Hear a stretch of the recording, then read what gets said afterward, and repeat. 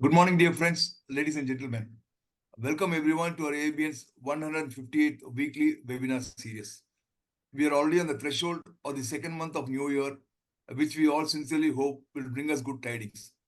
Let me run you quickly through the ideas on which AABN was built before spelling out our future course and moving on to welcome one and all and introduce you to our distinguished speaker for the day. AABN began as a fledgling outfit in Jan 2021 to connect professionals on a proactive platform to exchange useful information and contacts.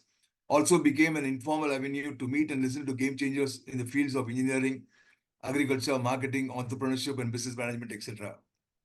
through interactive sessions.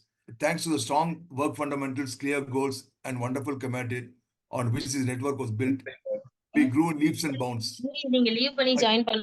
A new year called for a fresh look at things. So, as a run up to 2024, the office bearers of AABN unanimously felt that the time had come to go beyond webinars and expand AABN's wings to cover a larger group drawn from multidisciplines and create visibility for our entrepreneurs.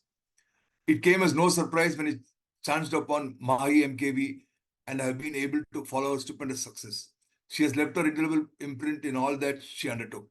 Looking out into the world today, it's easy to see why brands are more important now than at any point in the past, than at any time in the past. As Jeff Bezos, the founder of Amazon, says, your brand is what people say about you when you're not in the room. It is the amalgamation of the associations, beliefs, feelings, attitudes, and expectations that people collectively hold about you. Your goal should be to ensure that the narrative created about you is accurate, coherent, compelling, and differentiated. Brands are psychology and science brought together. Brands are valuable. Many companies put the value of the brand on the balance sheet. Today, Mahi has emerged as one of the most sought after voices when it comes to branding strategy. Today's session, Beyond Ordinary, exploring brand development to drive business growth, will not only showcase her expertise in the field, but also look at ways to improve businesses by focusing on brand development, which, according to me, is a factor that most companies tend to downplay. She believes a strong personal brand will impact your ability to meet the right people. Before I hand over the floor to Mahi, let me quickly run you through her achievements, a long list that has been cut short rather reluctantly by me to save time. Mahi MKV is a brand strategist and consultant, and she helps businesses and startups leverage the brand to make incredible things possible. Mahi is an engineering graduate from Mumbai University, and she pursued a diploma in design, animation, and visual effects simultaneously and chose the creative field over the IT industry to build a career.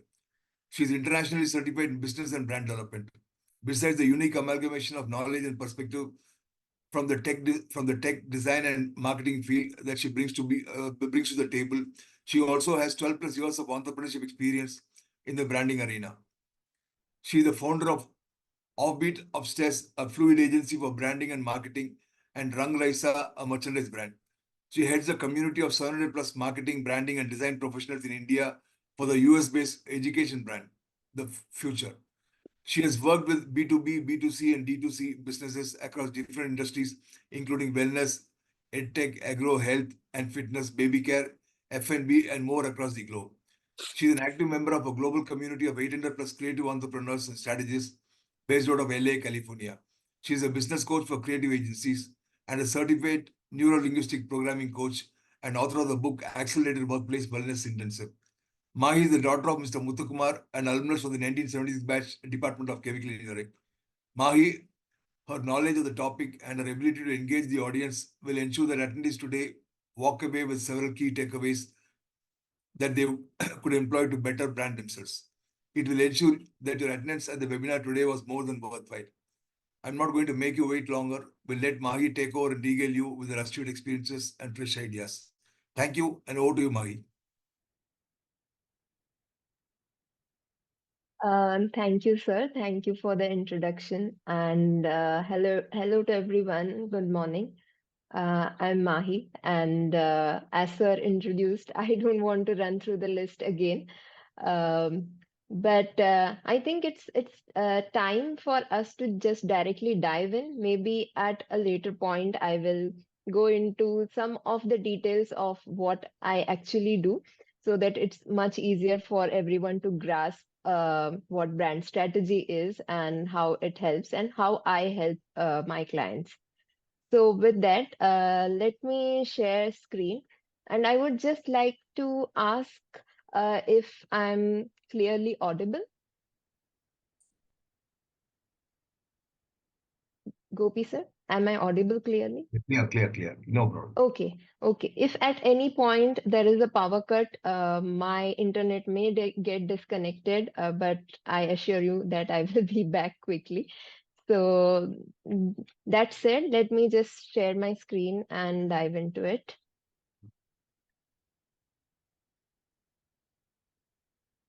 Okay, I hope my screen is clearly visible to everyone. Yeah. Okay. So I decided to call this webinar Beyond Ordinary, exploring brand development to drive business growth. That is because the ordinary is mostly focused on sales. The ordinary is also focused on marketing. The ordinary is what we usually hear day in and day out. Although nowadays branding has made itself more visible, if I could say that. Um, Still, there is a lot of fog around it. There is a lot of miscommunication, misunderstandings, misinterpretations, and a lot of confusion that accompanies branding and brand. Uh, so today, let's bust some myths, let's define brand, let's define branding, and see how it becomes the most important weapon in your business artillery. So to start with, I would like this session to be interactive. So if I ask some questions, please feel free to type in the chat. I will stop the screen share for a moment so I can see whoever. Okay, I see that many of you don't have your cameras on. That is fine. But please answer the questions that I ask. It will be very helpful for me. So my first question here is, can you just type in the chat if you are a B2B or a B2C or or a company that does both B2B, that is business to business, and business to customer kind of business, or if you are D2C, that is direct to customers.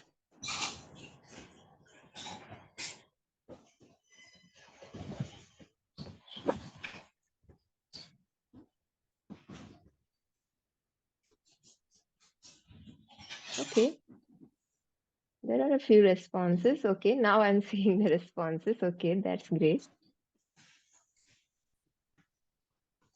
Okay, I think many B2B here. That's fantastic. Uh, okay. Okay. Thank you for the responses. I appreciate that. Oh, D2C. Honestly, I did not expect many D2C over here, but I'm really glad to see that. And I would definitely like to know what businesses you are in at a later point of time. So let's proceed. I will share my screen again.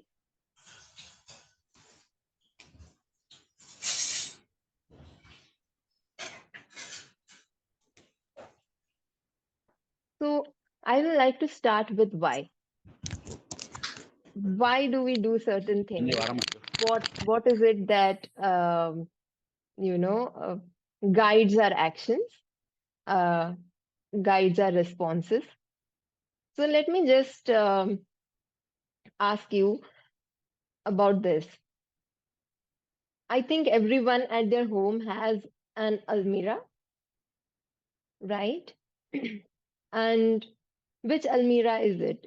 Or at least everyone must be having a locker. So which locker is it?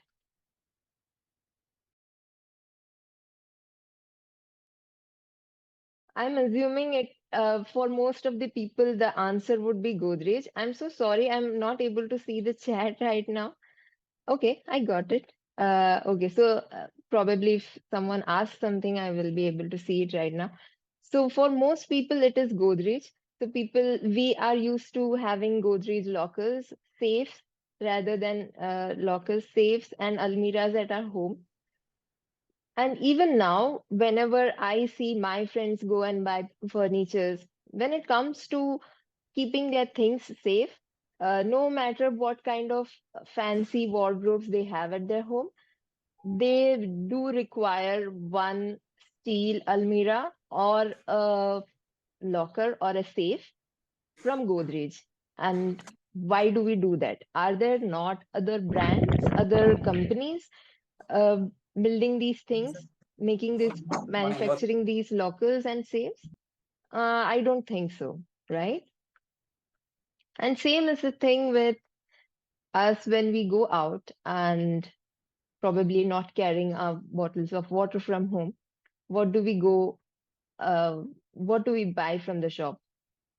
What is the one name that comes to our mind?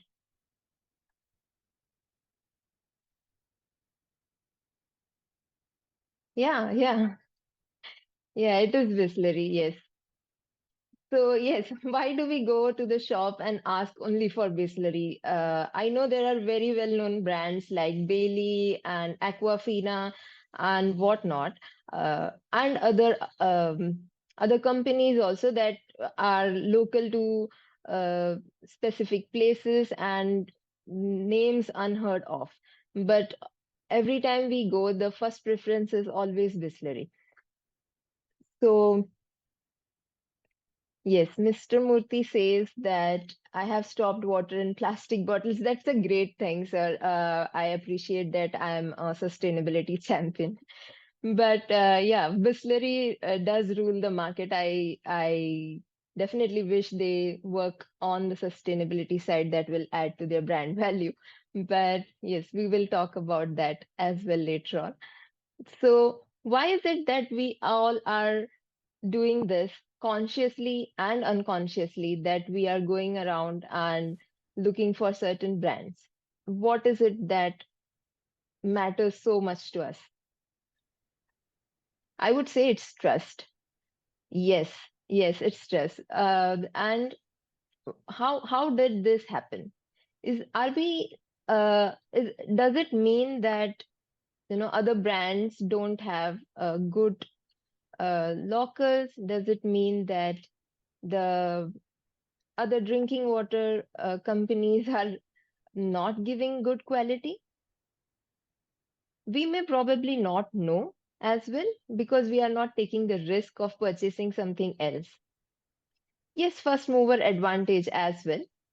Yes, I'm sure there have been other companies that have been in the market and then other companies have come up and overridden because of their brand value. Yes, yes. So, so brand is basically about trust. But what else is brand? Brand is a lot of things.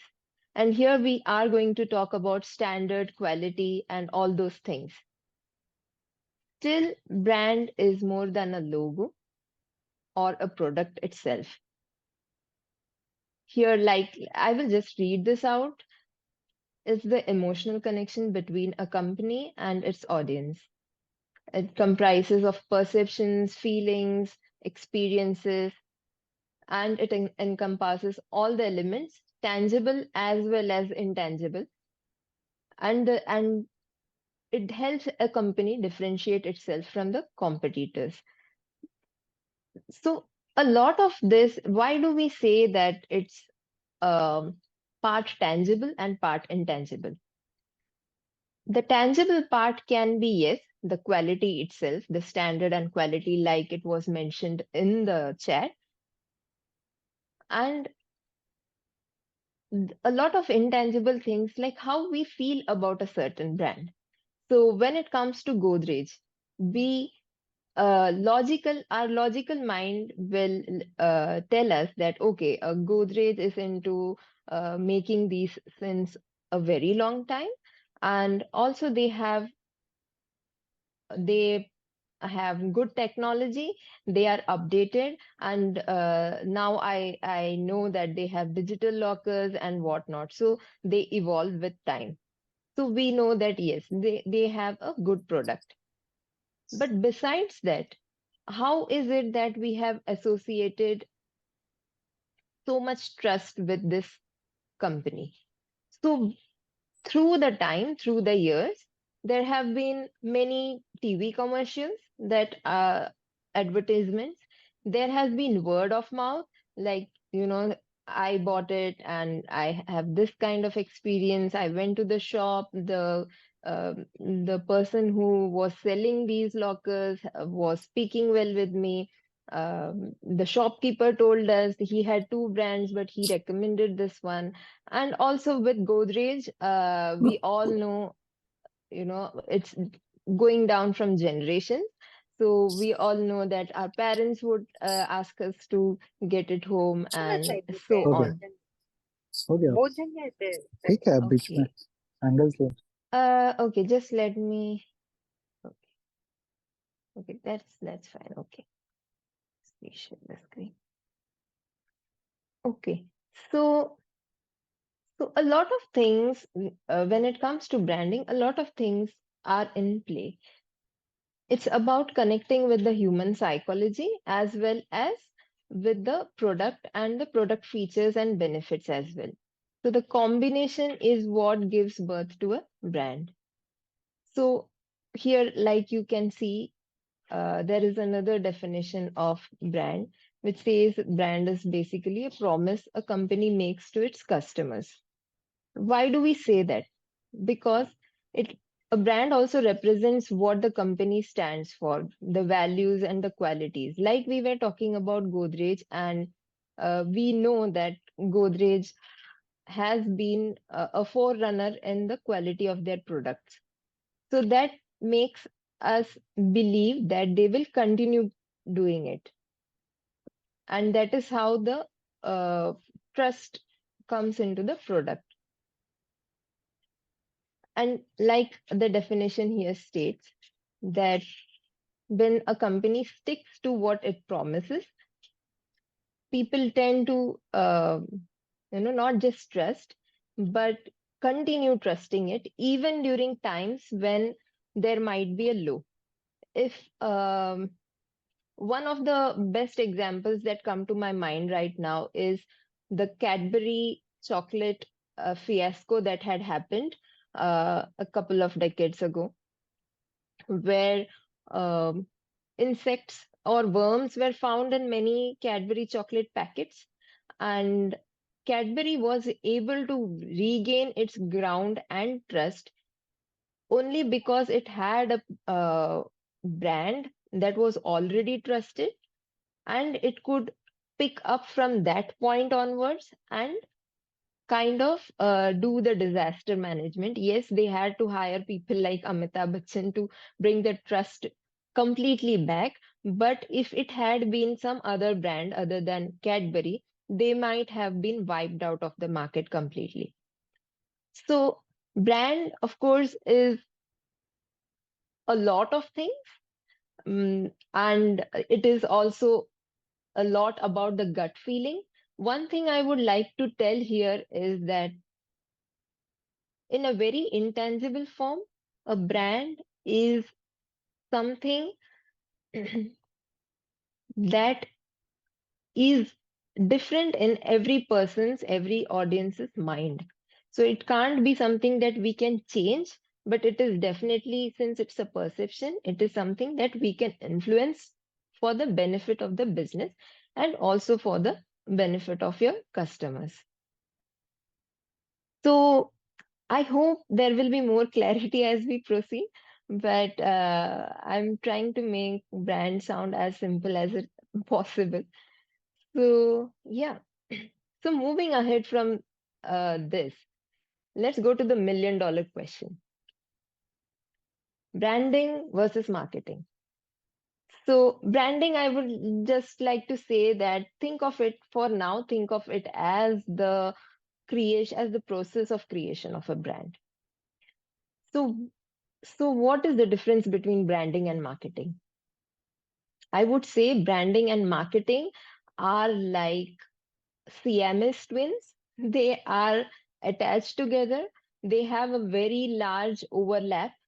I will never ever say that, branding is better than marketing or marketing is better than branding. For both to function efficiently and give its full to a business, they both have to coexist.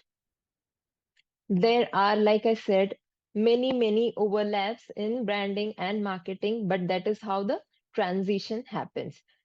So, to put it simply, if we say that branding is communicating who you are, branding is about the personality, branding is about the features, the values, and who the company is, then marketing is telling people about these things, taking the information to the people. So if we say that branding is all about communication, why do I say communication? Because if you see, branding is always seen as something around how things look, how things sound, and how things or a company makes you feel. So that is the basic things of basic pointers or aspects of communication.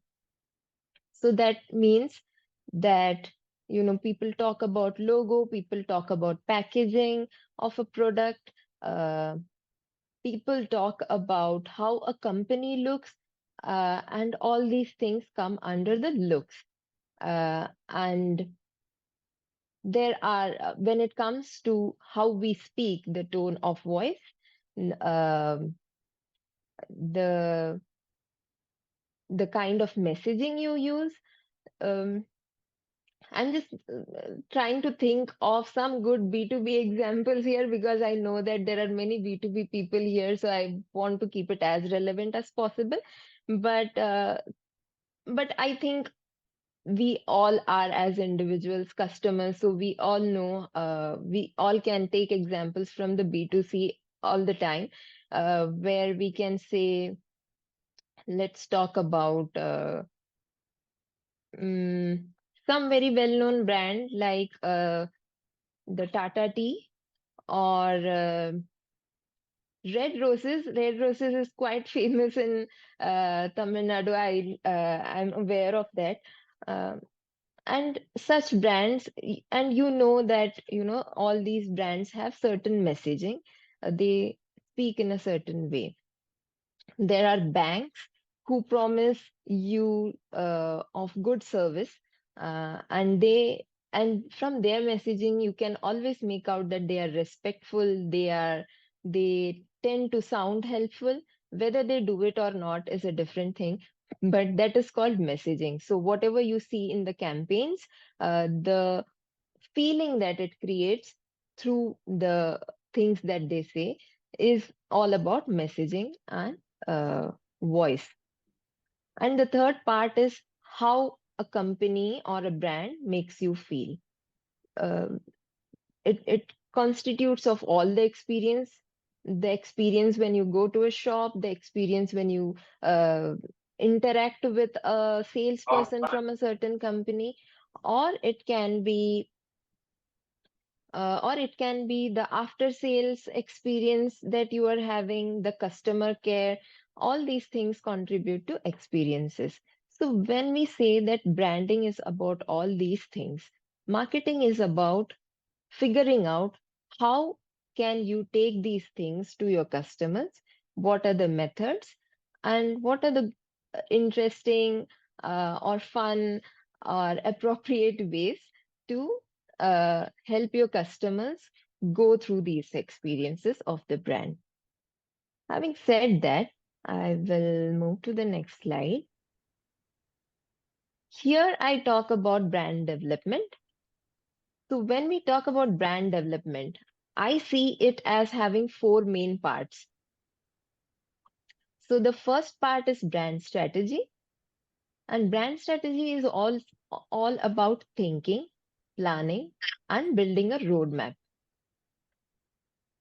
So since we have the word strategy, I think most of the people here would understand that strategy is the thinking part, is laying out a plan, laying out a foundation. It's like the blueprint that we have. It's like the foundation of a building. Uh, before a building starts, the foundation is laid. There is a plan, and based on that, the foundation is laid. So, hence, brand strategy is all about the initial first thinking part. Nobody goes and starts constructing something without a plan in place.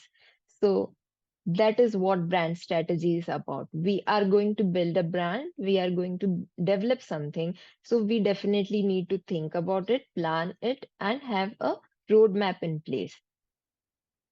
And the next step is branding. So if brand strategy is thinking, branding is the doing.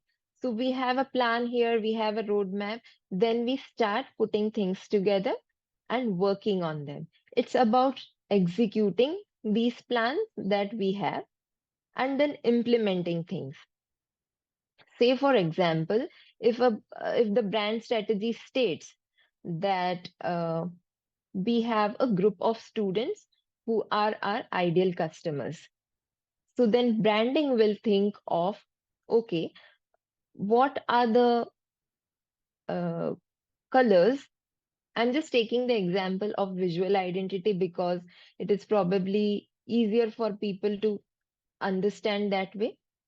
So if we talk about the visual identity in the branding, we will think about colors, color palettes, logo, design, packaging, and all those things.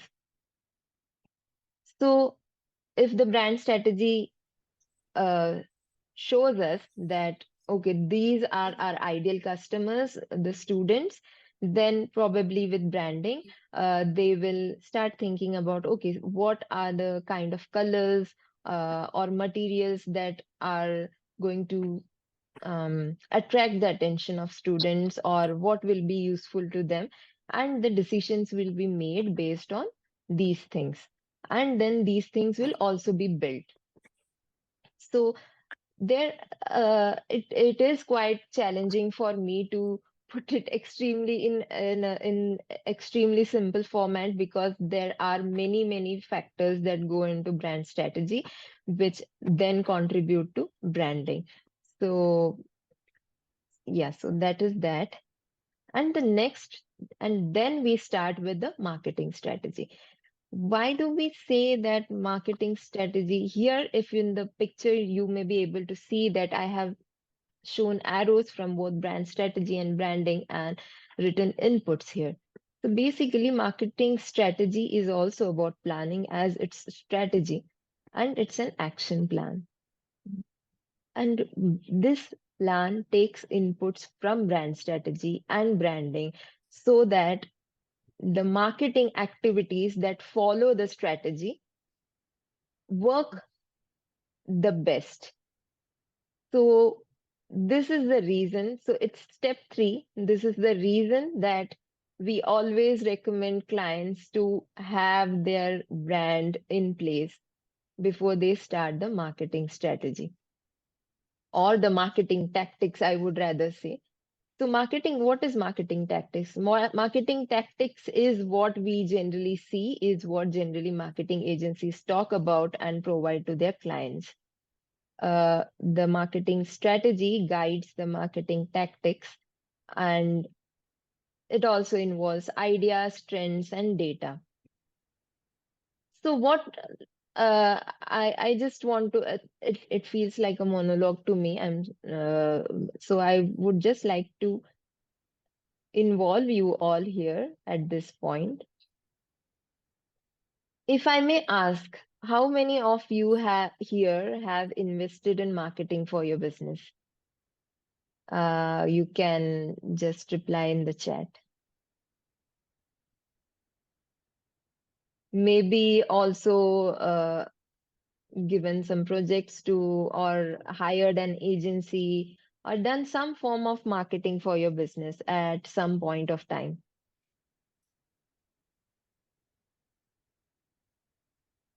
Okay, the chat is extremely and suspiciously silent. I'm starting to get worried that Okay. Are people here doing some marketing, or are you in some industry where marketing is not required and everything is fun? Okay. LinkedIn posting, yes, that is a marketing strategy. Create. Okay. Visit customers. Okay. Okay. Anybody here? So if I'm not sure if anybody would who answered here. Okay, FB ads, that's great. Okay, okay, nice. Distribution leaflets. Okay, okay. I will not ask anybody to unmute right now, but mm, let me think of how I can proceed here.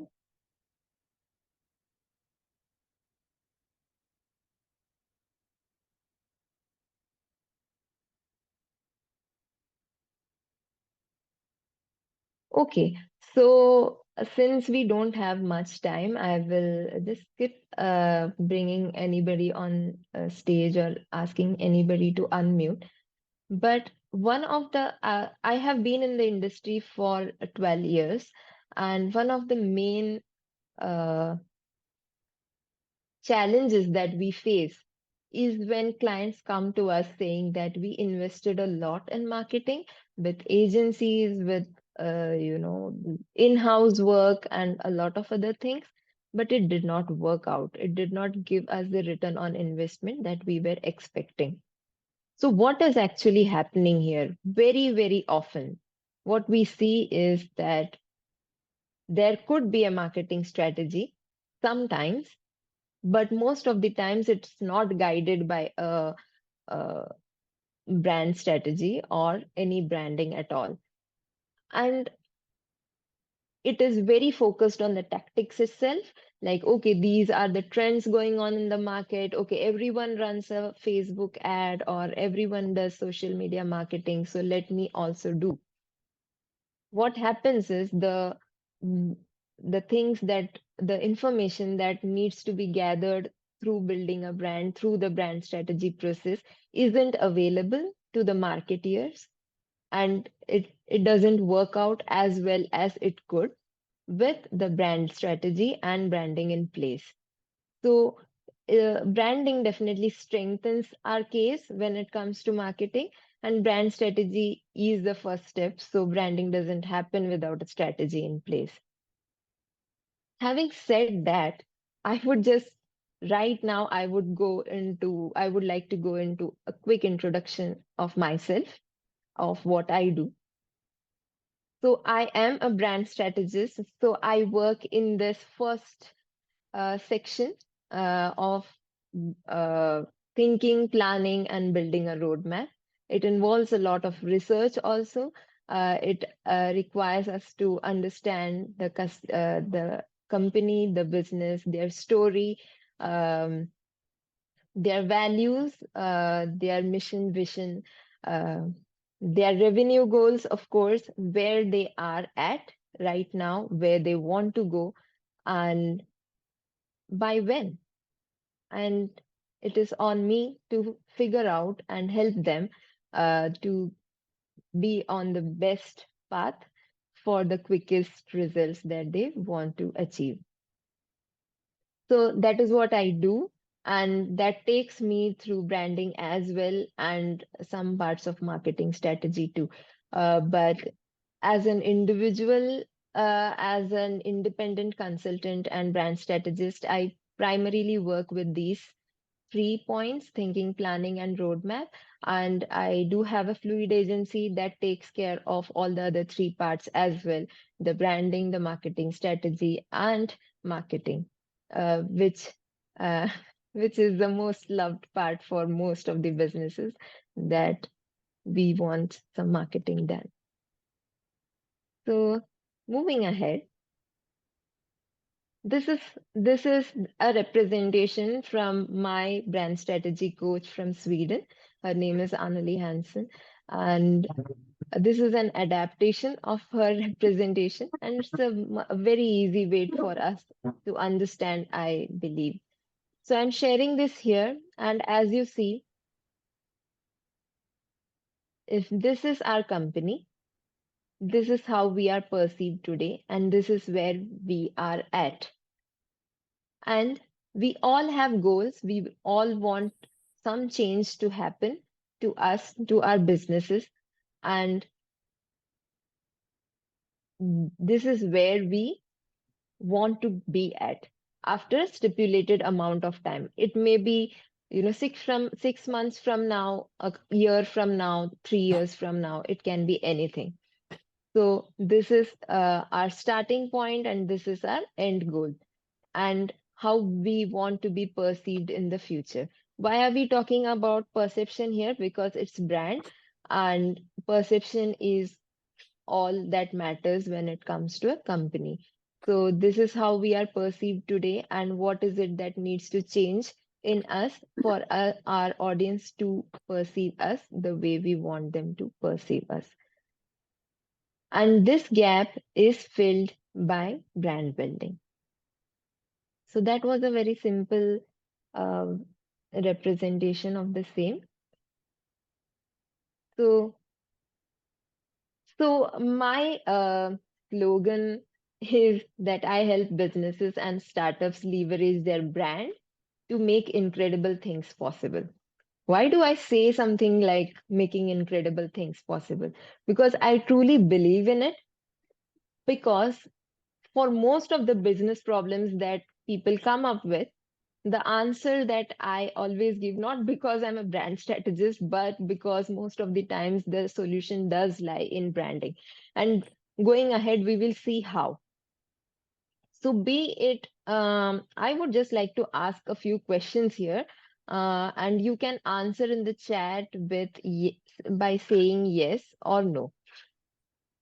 So let me see. I have these questions here, and so that I don't. Okay, great. Okay, I'm just seeing the chat, and some of the replies are making me really happy. Someone says that they are spending 40K per month and generating 100+ leads for their company, for their organization. That is great. Congratulations. Yes, yes, sir. I will share my contact details as well by the end of the session. And Gopi sir will also share it with you later on if that is required. So, okay, here goes my question. Just you can answer with yes or no in the chat if you agree. How many of you feel that the market is getting more and more crowded, and the competition is always ready to get hold of your client, grab your clients rather?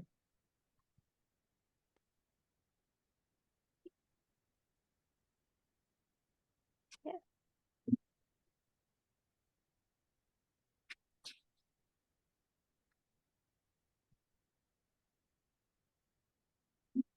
Yes.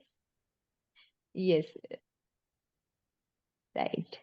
Yeah, it is a healthy trend. It's much, much better than monopoly. And even when a trend is healthy, we need to understand how we must survive and how can we be a healthy competitor, right? Yes. Going ahead, let me ask you another question. Do you feel the constant need to compete on price? How many of you feel the constant need to compete on price? A fun fact, yeah, my dad is also attending this, and my dad always says that, oh yeah, it's always there. You can't do anything about it.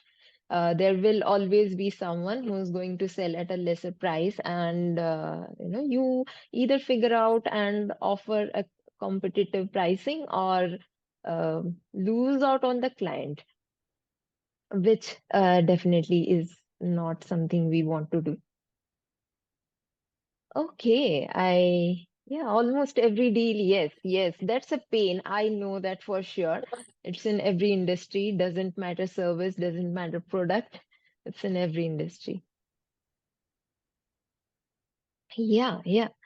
So what would be the next question? Do you also think that customers nowadays are mm shifting from one brand to another, one seller to another, much more easily and much more faster than they used to, maybe a decade or two back?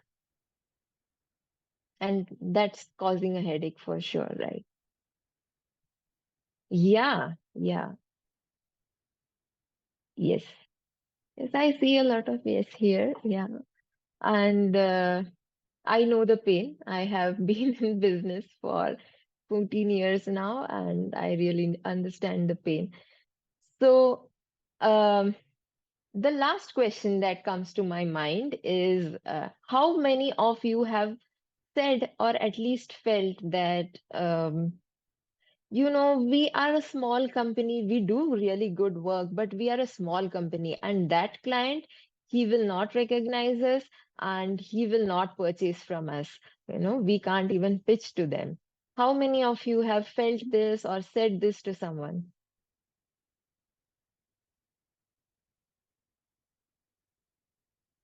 I'm looking at the chat here.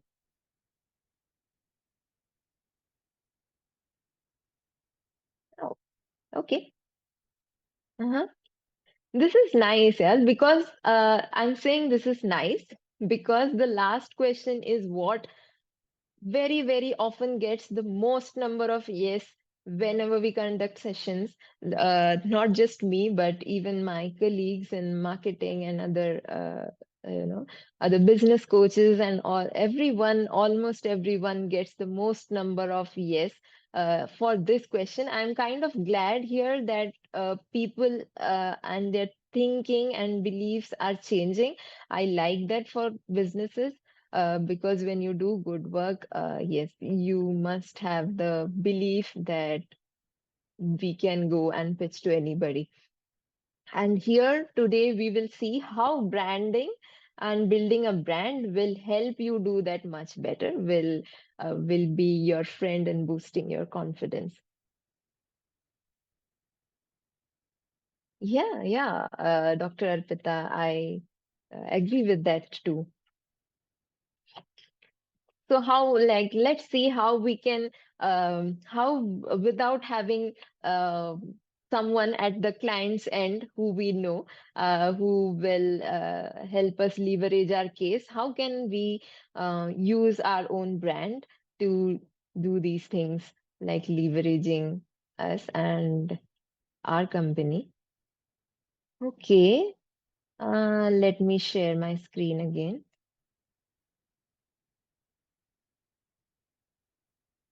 Okay, so so let's talk about the incredible things, like I said, let's explore them. So we already went through the business challenges, and I see a lot of resonance. I saw a lot of resonance here.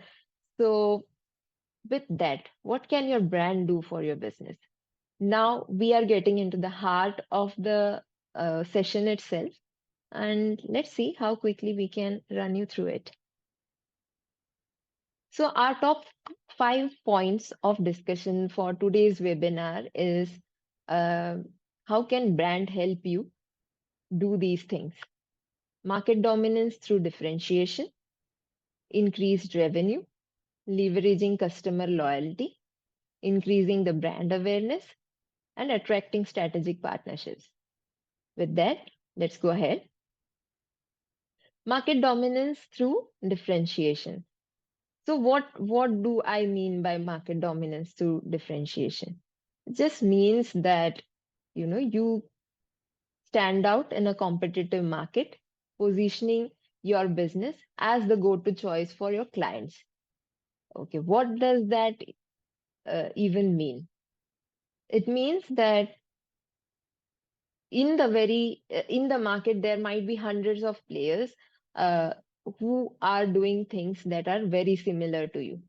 So now you have to carve a specific space in people's minds for you, where you can sit, you can stay, and you can keep influencing them to be a repeat customer, and over the time make them your fans and build your tribe. So those are steps ahead, but for simplicity's sake, we will just say that creating a space in your customers' minds and hearts by showing them how you are different from how and why you are different from the other players, and helping them align with you. So that is how a brand, and that can be done through branding. And one of the examples, so before I state this example, I just want to share something here. So there are many examples that I can give.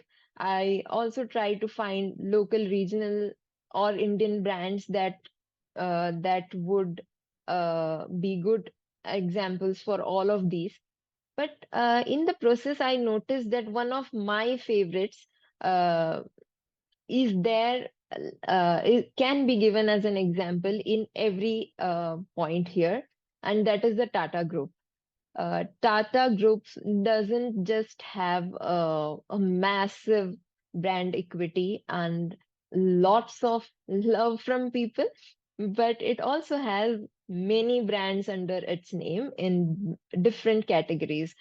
So I think, and people are also um, very used to seeing and using Tata products, so they may resonate very well, was my thought. So I hope these examples make sense for you. So when it comes to market dominance through differentiation, uh, I will pick the Titan watches.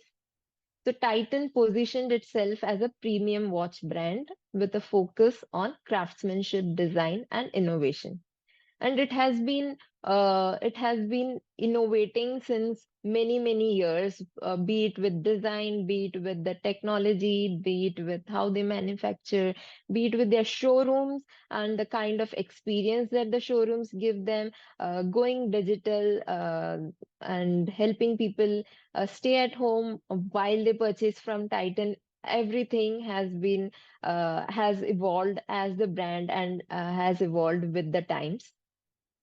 And that is one of the reasons why Titan has stood out.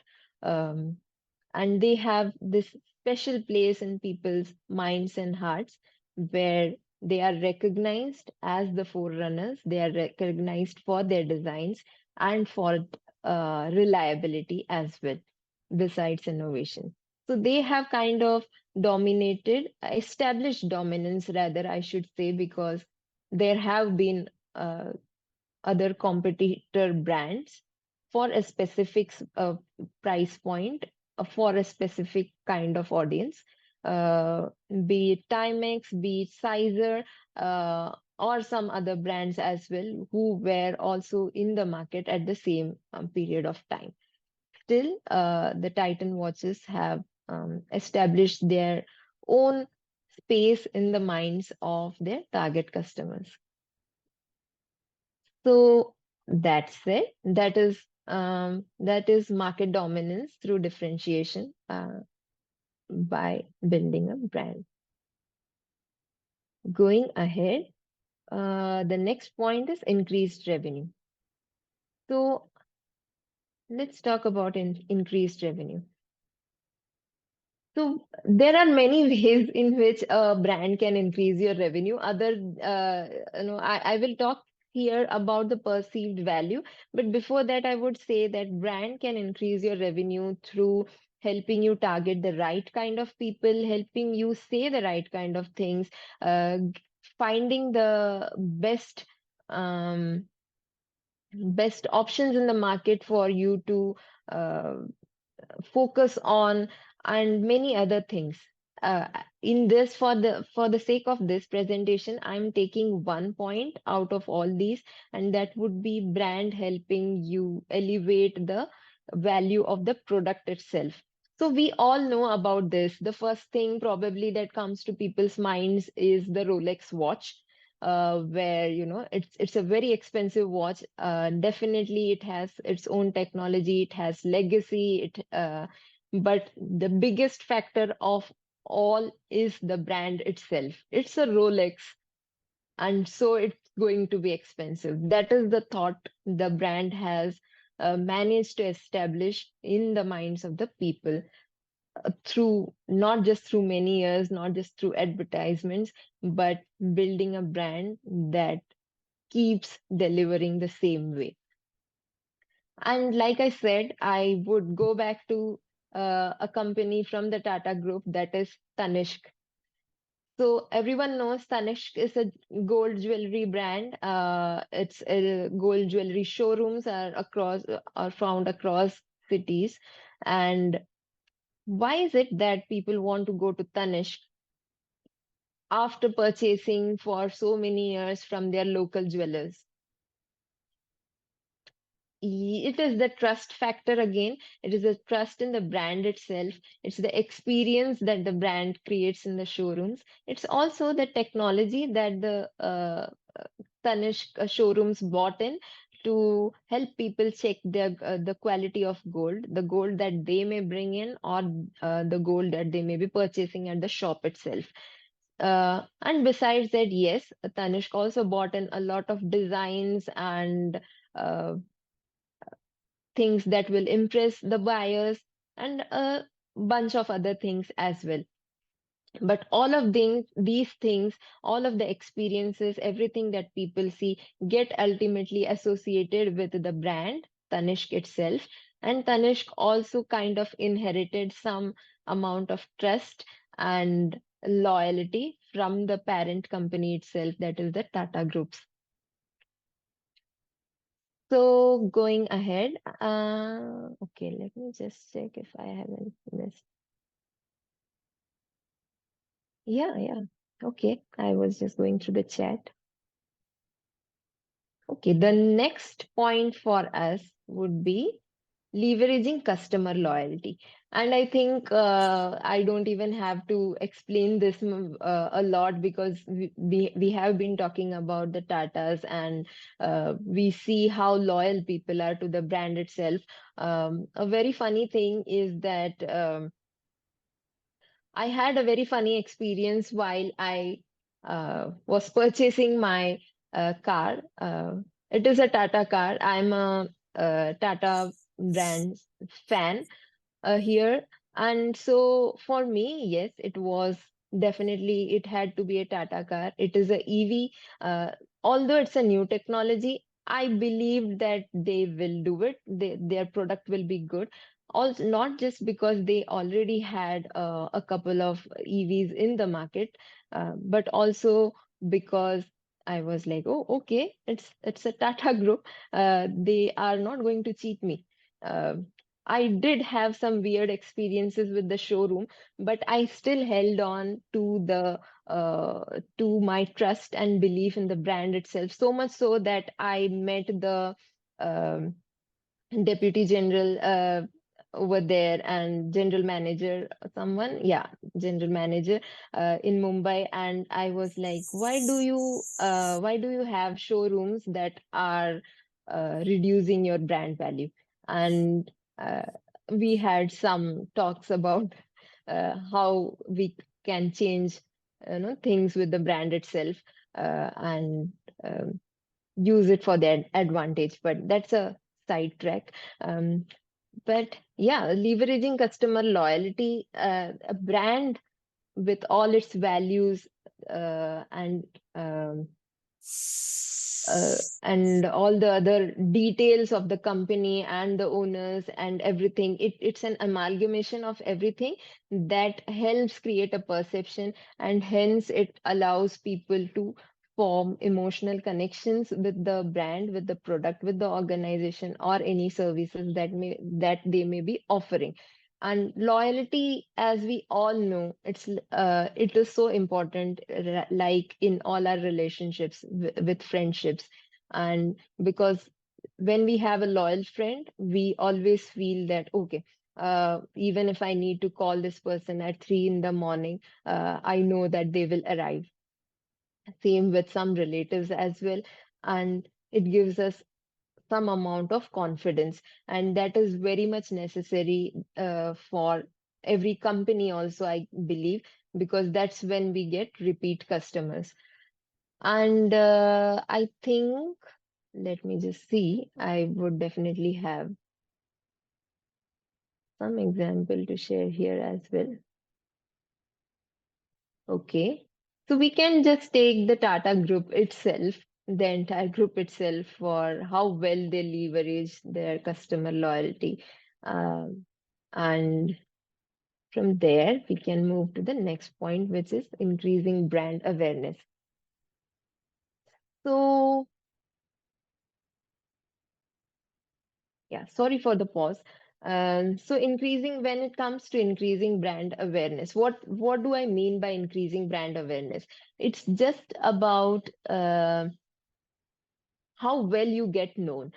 So let's say that I go to a shop, you go to a shop, and see an unnamed package of chips. And on the other hand, there is another package of something that you recognize, some brand, say Lay's or something like that. How willing would you be to pick up a package that doesn't have a name or a name that you don't recognize?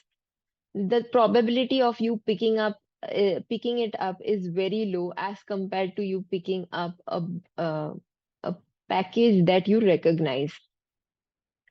So when you have, and if you look at Lay's as an example, you will see that anywhere a Lay's packet is there, no matter the flavor, you will be able to recognize it. So basically, the branding, the packaging, the logo, and what it says, like, okay, Lay's, there was a slogan at one point of time for Lay's that no one can eat just one.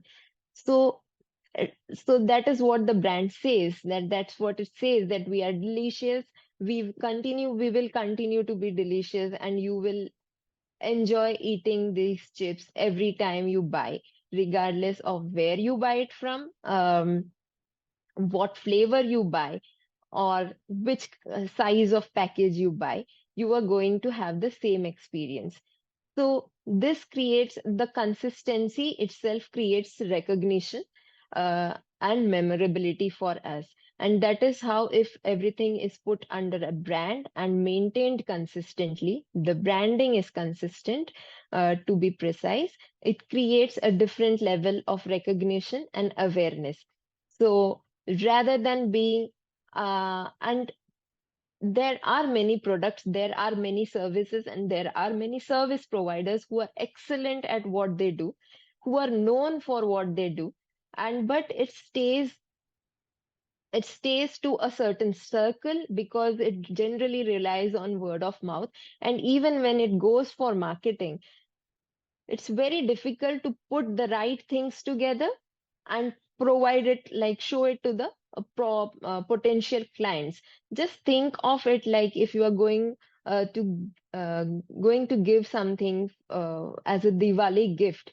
Why do you put everything in a box and arrange it nicely and then give it? Why don't you just pick up a bunch of different things from different places and go to your friends and just throw these things separately at them, like hold this, and it's the same, the gifts are going to be the same, but we still want to arrange them, put them in a box, arrange them, pack it nicely, and then give it to them.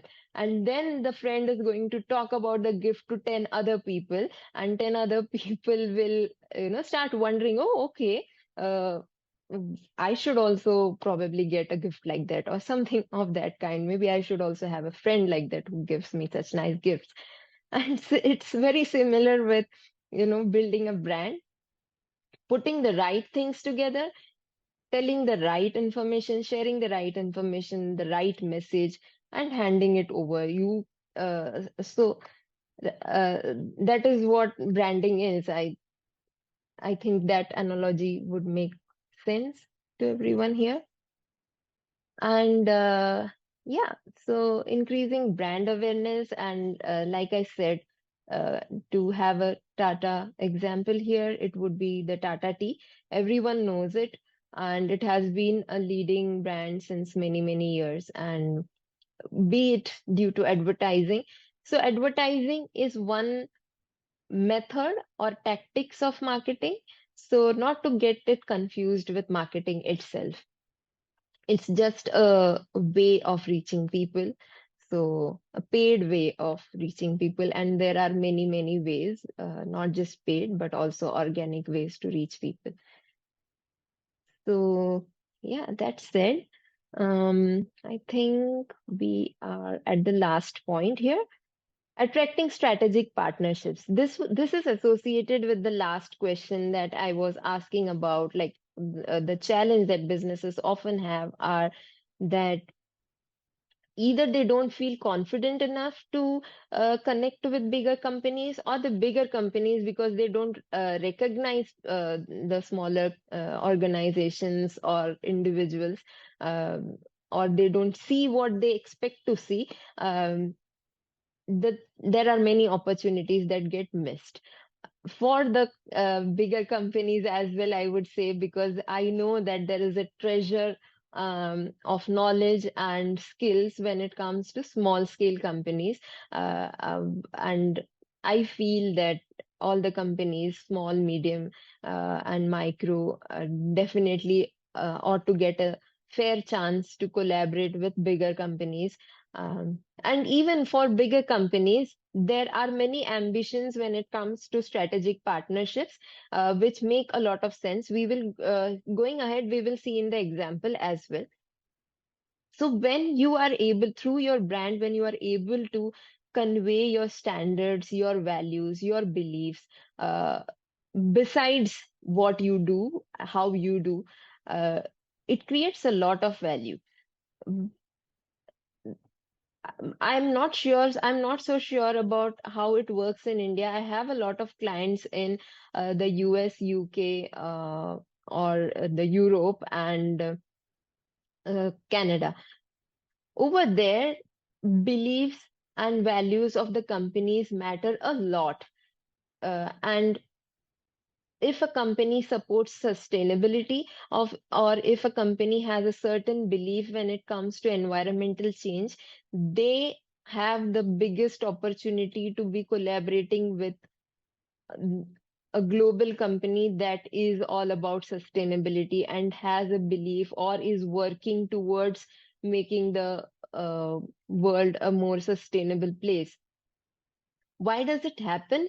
Because through their branding, through their messaging, they are openly able to convey what they stand for, what their value systems are, and what kind of people they would like to collaborate with. So, this draws the attention of other companies, other strategic partnerships who come together to build phenomenal things and phenomenal companies and offer the best products to their customers. Uh, and here I would like to give you two examples. One would be the Tata Group collaboration with Starbucks. Starbucks, the coffee house. Um, so Starbucks was bought to India by the Tata Group. Here, if you see the strategic partnership, the trust in the Tata brands, the local expertise was combined with the global brand recognition of Starbucks itself. And it's a beautiful partnership. Whoever has, regardless of whether you like Starbucks or not, the way the brand, the company has shaped itself here in India, and the experience that it offers to its customers is really good. And the other B2B example would be TCS, the Tata Consultancy Services, and Microsoft. So, TCS is one of the largest IT services and consulting companies in India, known for its strong branding and global presence. Their branding emphasizes innovation, expertise, and reliability. And there are many businesses actually who are partners with TCS, but Microsoft is one of them. They have built products together and also distributed them uh, as a group. So this brings us to the end of our 5 points, and let's do a quick recap. So, what is brand exactly? Branding, like we said, is okay. Just give me a moment. Gopi sir, is it okay if I continue for 5 to 6 minutes more? Please go on, please go on, please go on. Yeah, thank you, sir.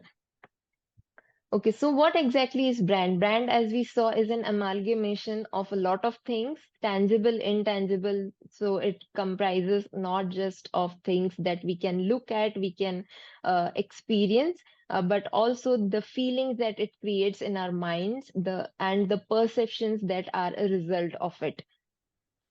And then we saw what's the difference between branding and marketing. Like I said, branding is what we create, the communication itself, and what we are.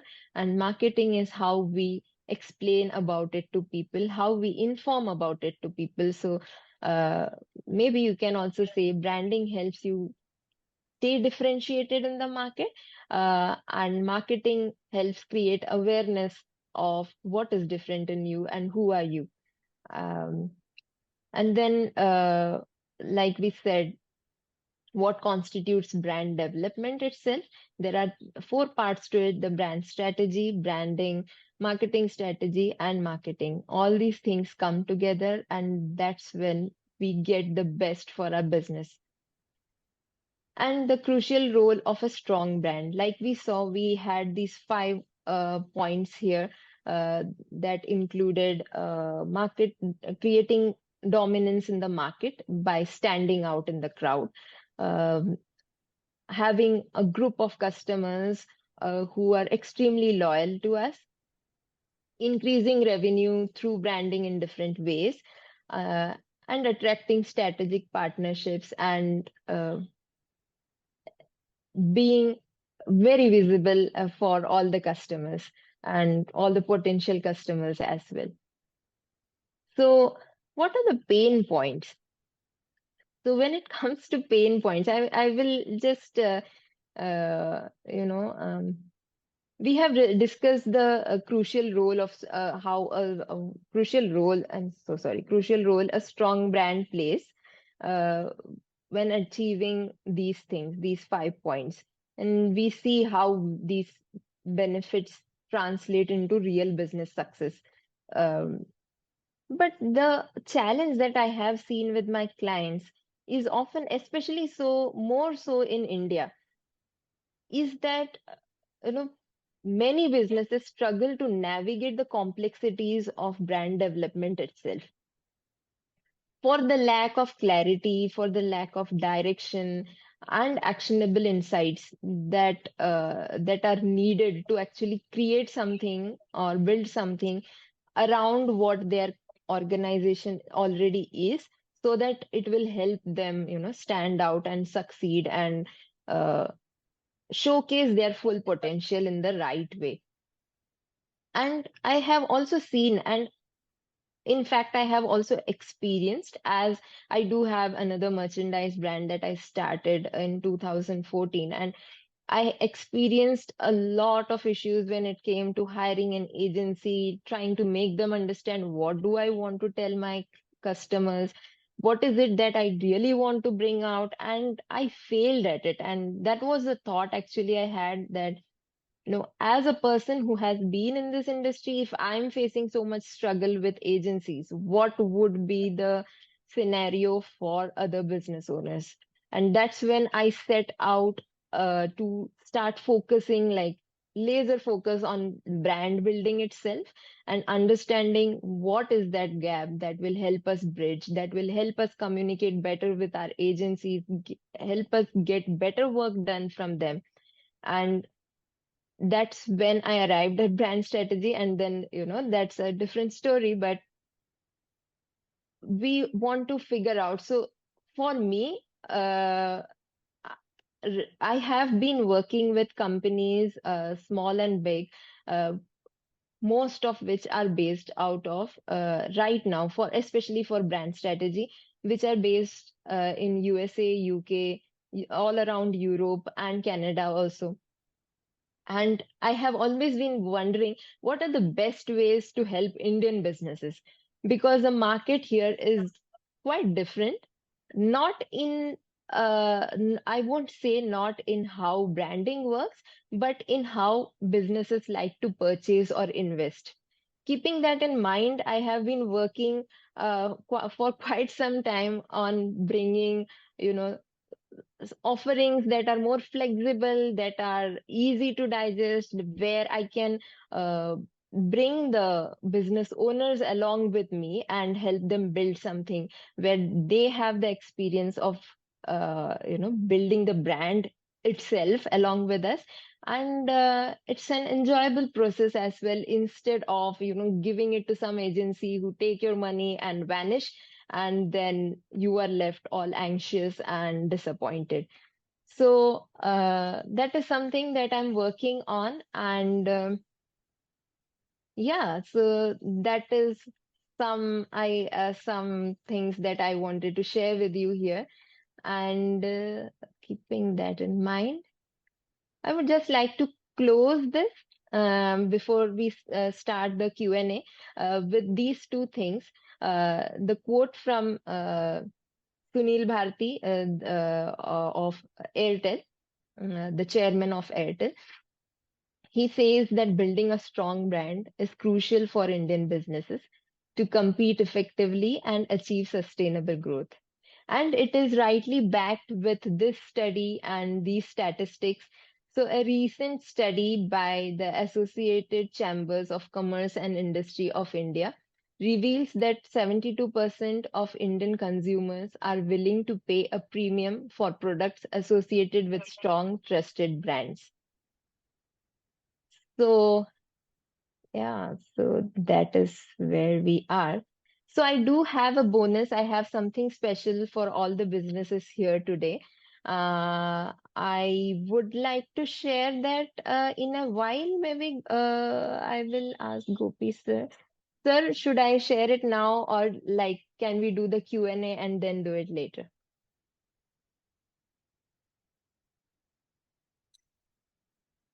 Sir, I can't hear you. I think you are on mute. No, you can share it, is it? Okay. Okay, I will just quickly share it. Let's see. So this is a very special bonus, very close to my heart. I will tell you why it is. Although, okay. So I realize that when it comes to Indian businesses, I consult a lot of them. If not for the entire branding, I do consultation calls. What I see as a challenge is often the lack of clarity, or often the understanding of where are we right now when it comes to our brand or when it comes to our marketing itself. And the lack of clarity pushes them to believe on marketing agencies, or sales, or just rely on sales representatives, or just invest a lot of money to reach out to a very large number of people in the market, ending up in wasting their money and time and efforts on uh, kind of on trying to onboard people who may not be their right ideal customers. So it's a problem, and a lot of times people say we don't know who should we trust, we don't know who should we ask. They are also confused that what is the exact problem that I am in. They know that their business is stuck with something. It's very vague sometimes, but they are not able to point a finger at something. So the best thing that one can do is start with an audit. a simple audit is fine, not something extremely, fancy, not something like the hospitals will send you to get a bunch of tests, but maybe like a simple blood test works quite often. So, with that thing in mind, so my initial idea was, okay, let me, send something, let me send an ebook or something where people will get to learn more about branding. But then later on, I was like, I'm not sure if that would be so useful. So I came up with this idea of offering a brand audit to all the participants present here. Uh, I will share with you the pricing for the audits and the bonus, why it's a bonus, and all those things in the next slide. So I will come back to this later. So this is the brand assessment. This is what will be a part of the brand assessment, a mini brand audit. I'm saying a mini brand audit because the complete brand audit is something very extensive. It requires a lot of research and all those things, which I don't believe is a necessity in the first interaction, or initially while starting to build a brand. Then comes the current brand health report. Like I said, it will help you understand where you are right now.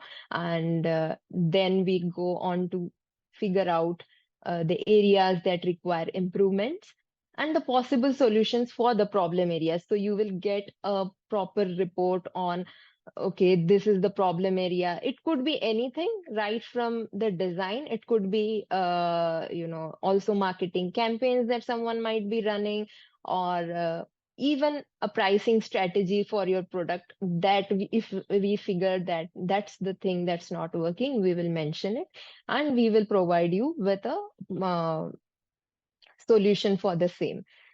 And a 30-minute one-on-one consultation call to address one business challenge of you. The call will be with me. So that is that. And something like this is normally priced at around 30,000, that is inclusive of GST. And the bonus for here is a flat 90% off.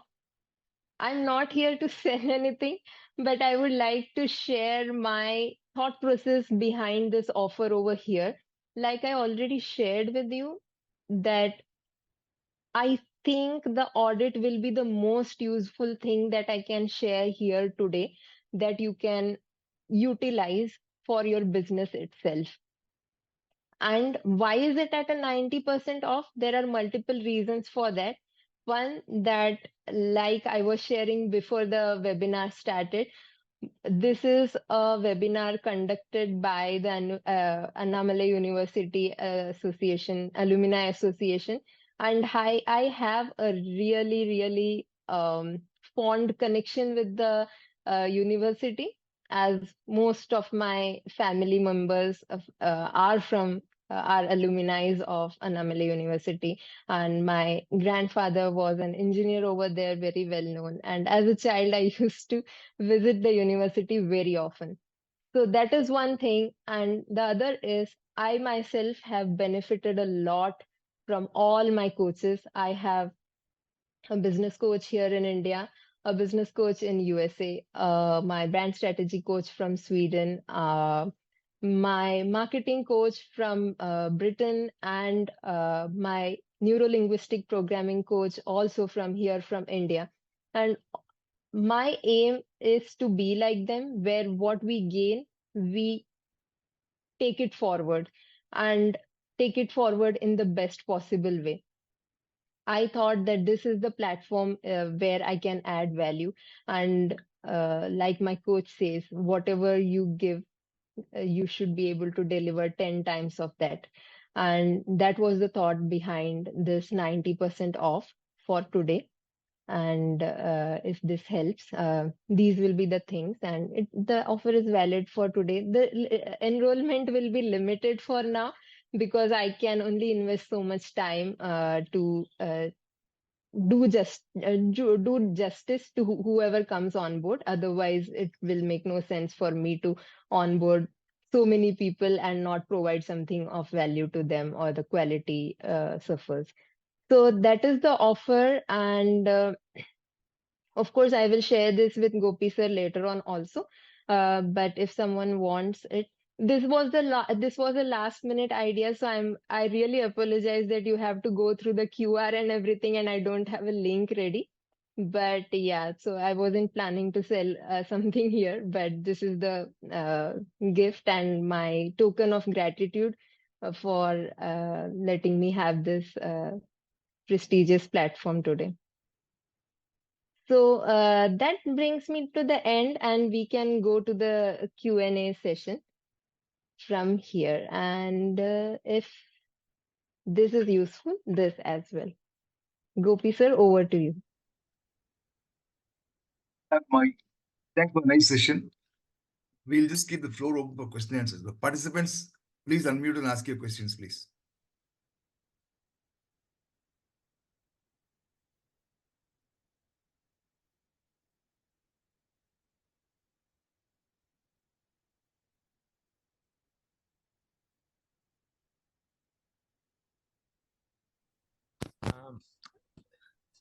This is Vishwanath. Yes, sir. See, even big brands like Pepsi, because India, my experience is they are very price sensitive. Big brands like Pepsi also couldn't really make a presence in this country with all their resources. Mainly because in India, many experts have said that Indians are very, very price sensitive. Unless you get into a luxury brand or a brand, a bespoke brand, it's very, very. I mean, what is, because we are, at least I am in B2B, where the bottom line is what is the price? Daam kitna? This is the question they ask. And the other I mean, I can understand this, why this question is, I mean, they are sensitive, because your money is the cost of money in India is like 10%. So anybody thinks, hey, I can even replace, or I can get if I can spend half the amount than a branded item, I can replace it in 5-6 years with a because the cost of money is so high in this country, and that's what is driving people to be very price sensitive. I'm not saying for everything, but mostly. And how do you address that? Because at the end of the day, you can create a brand and all that, but when somebody is offering it 50% the price, how does a brand help? Because that's what I have found happening. Very our people are very good at calculating, especially people from Gujarat. They really they are sharp, well calculated, because they understand. They start with the cost of money first, and that's what makes them think than investing in a brand. Thank you for that question, sir. And this is something that comes up all the time, and rightly so, especially in India. And keeping that in mind, for B2B, I would say that this actually happened to be the objection that my dad posed to me as well. He is also in B2B, and I was having this discussion about pricing and all those things, and he did say that that is how it is. Like, you can't do anything about it, and maybe it is. Okay, I think just give me a moment. Okay. So this does happen, and I will just share some points. at this point of time, without analyzing a specific company and where the opportunities could lie for it, I can't give strategies right here, right now. But the idea is that who are the people who will value their beliefs, or find something else of value in working with a certain company over the price.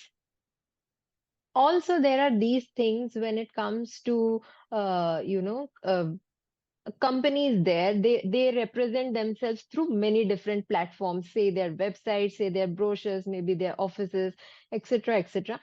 And there lies an opportunity in there as well, where they they pose a certain way, like there are certain people who say, oh, look at this website, I'm sure their things are going to be very expensive. Or, oh, look at the people that they have hired, I'm sure the consultancy services that they provide are going to be extremely pricey. So people already start associating it with being very expensive. And sir, I completely understand where you are coming from, because I was also told that, no matter how you compete, no matter what kind of reputation and perception you have in the market, even if you land a big company as your client, the company may end up pressurizing you to reduce the prices, just because there are, they may tell you that, okay, if you don't give me at this price, I will go to the next person. And yes, that is the sad reality of the market, which we may still have to overcome. But I can, as a brand strategist, I can sit here and guarantee that if today I start working on the brand, on my dad's company's brand, I can still beat, at least out of 10, I can beat 4 or 5 competitors by finding different routes to connect with the clients in different ways uh, through the brand itself. Thank you for the question.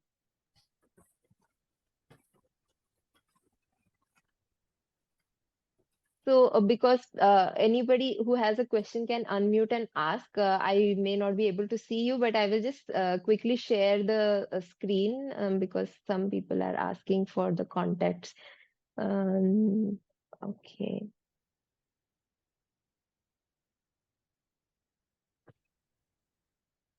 And also, if anybody wants any further clarity for the audit itself, or for any of my services, I'm so sorry, but the services listed on my website may not resonate so well with you. So what I will do is, I will build a document of workshops. I'm actually going to launch a workshop very soon, where I can take along the business owners. It will be a batch of maximum 10 businesses, where we sit together to build brands. And I find, like, I have run the prototypes with businesses abroad.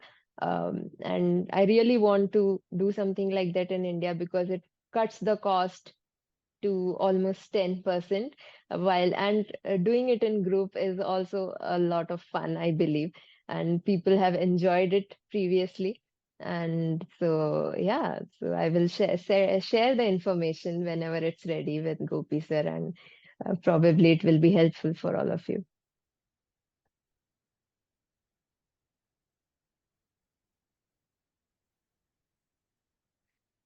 Okay, does anybody have any questions? Yeah, Or I have a question for you. Yes, go ahead. Yeah, it's regarding the rebranding.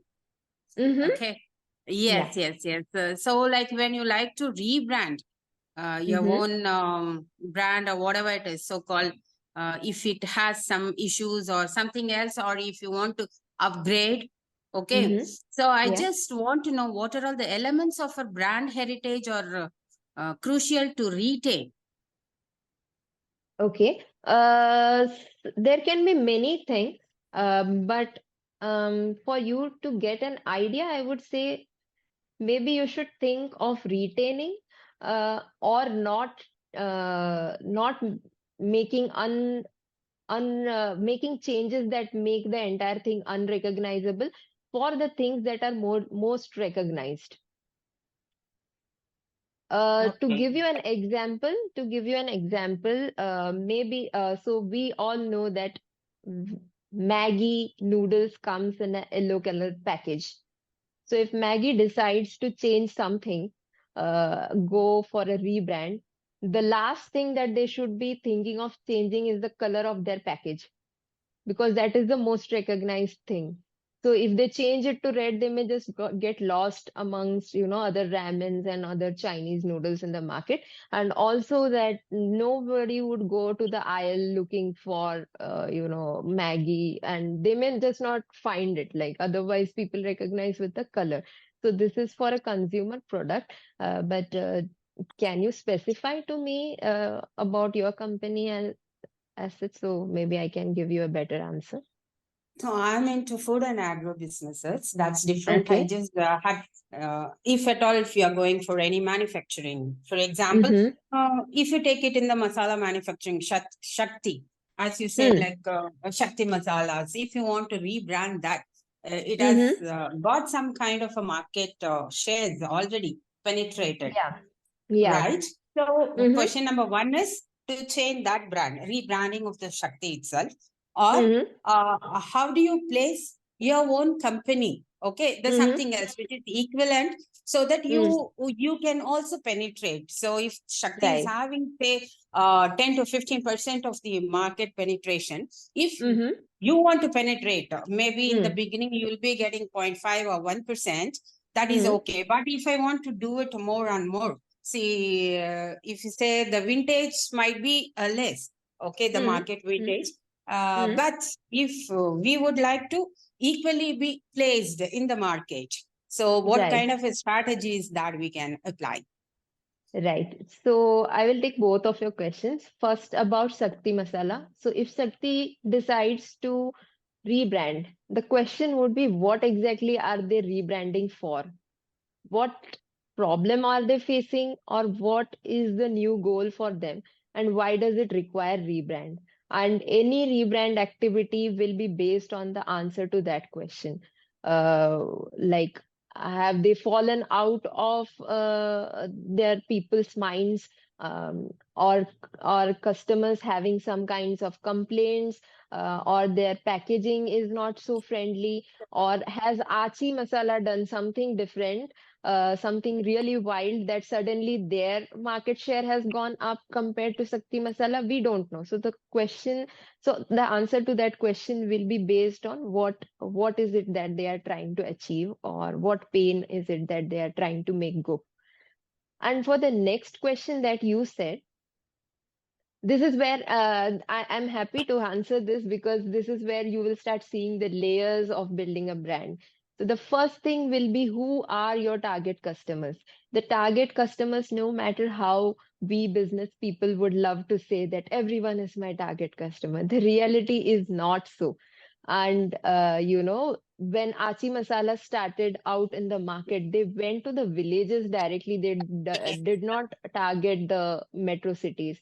They went to villages, they went to small districts, and because they recognized that their main first primary target audience are from villages, and that's how they started building. No wonder they are definitely around the globe right now, but that's where they started building.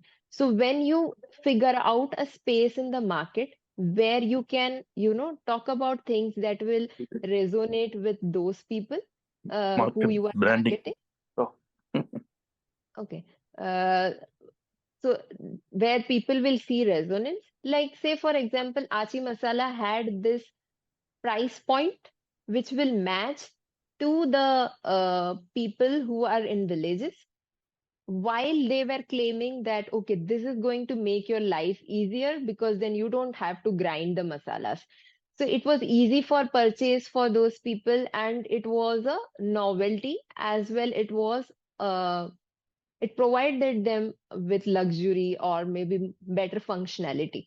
So they started adopting it. So when you try to penetrate the market, then definitely you need to look at the competition, but not before looking at your target customers and how do you resonate with them. And then you decide, what can be the strategies to displace the competition. And even in displacing competition, there are really great examples of, brands like, we all know Listerine, right? So Listerine is a mouthwash which tastes really bad. And once upon a time in USA, they used to own that thing. Like they used to say that, you can take it, but germs can't, which was a very funny ad, but it was like really well thought out. They used to also had a slogan describing themselves as medicine breath. So people didn't like Listerine, but Listerine owned it. It just said, yeah, that's how, you will have a medicine breath, but it is good for you. But then came another brand in the market which just said that no more medicine breath. So, so they just, innovated something where they could change the flavor of the mouthwash itself and make it fragrant. So they were able to displace Listerine by saying that, this is what we offer. So this is all about differentiation and, the messaging. What do you say and to whom do you say? And that is how it is. Hope I have answered your question. Yeah, brilliant. Thank you. Thank you.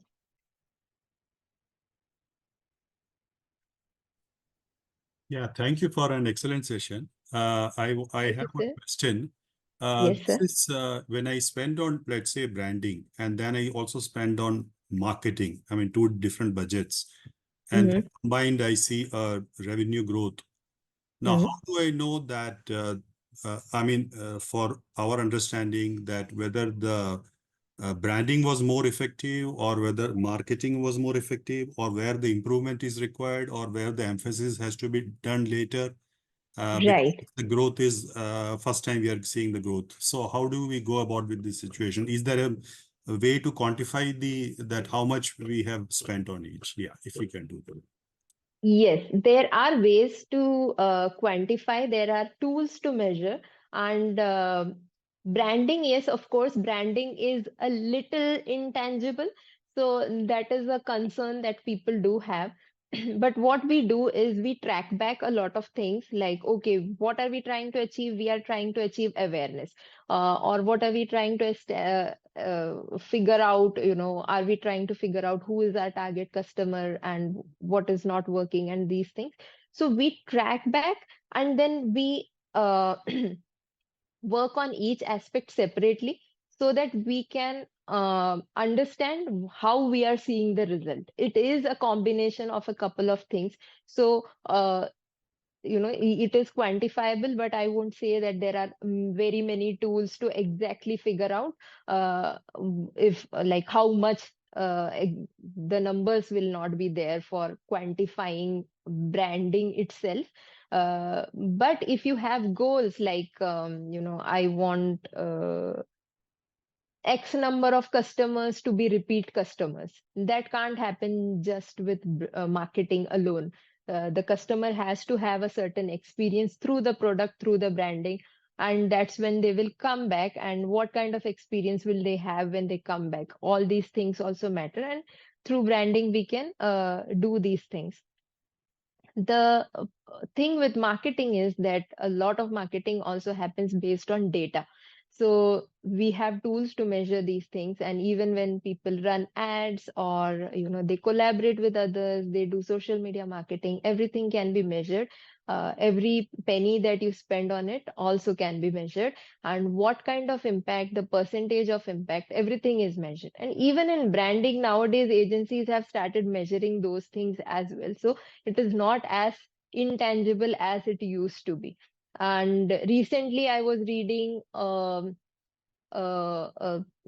paper by Harvard University where they were talking about how can branding be made more quantifiable and marketing be made more quality dependent or emotions, based on emotions, how you can improve marketing. So there are things happening like that. And for me, whenever a client comes, we figure out what is it that they are looking for and how can we assure them that they will get that and make it as quantifiable as possible. Okay, thank you very much. Thank you.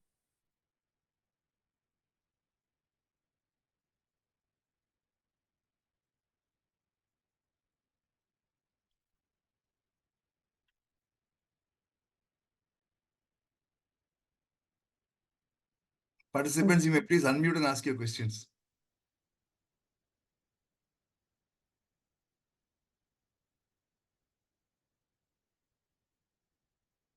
I generally do a 3-hour webinar for branding. When I was like, when I was told that, okay, you will get probably 1 hour or 1.5 hours. I was like, I don't know which part of branding I should be talking about to make the most sense, because branding is multi-layered and it is tough to, explain it to people and give something of value at the same time.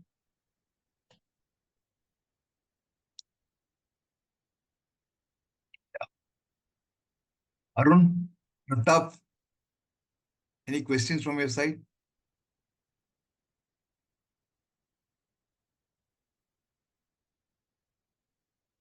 Okay. Okay.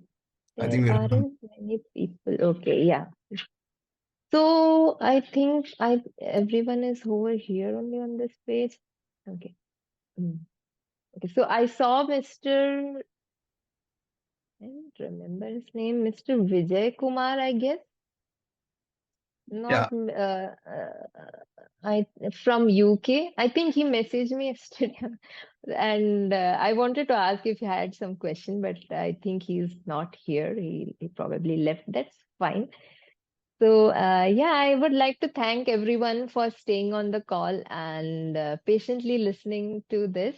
I hope it has been helpful, and because my contacts are available, if any help is needed at any point of time, please feel free to drop me a mail or message me on WhatsApp, or send me a direct message on Instagram or LinkedIn, and I will be happy to help you. Thank you, Mahi. Thank you for taking your time out on a Sunday morning to be with us. Thank you very much for joining us. Thank you. Thank you for inviting me to this, and I am really grateful for it.